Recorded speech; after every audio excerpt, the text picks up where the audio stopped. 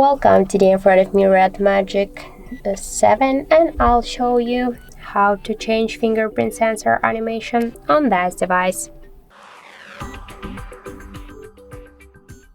So now just let's see the currently fingerprint sensor here, scanner. Just to change it, we should launch the settings, and after that scroll down to the passwords and fingerprint section. Then click here to fingerprint, unlock the device with the pattern. In my case it's pattern, in your case that can be the just passcode or pin code. And just to change the animation, just click here to fingerprint animation style and select one from these available animations. For example, I'll go with a new one. Just go to the home screen, unlock the device, and we can see that we just successfully changed fingerprint sensor animation on our Nubia device.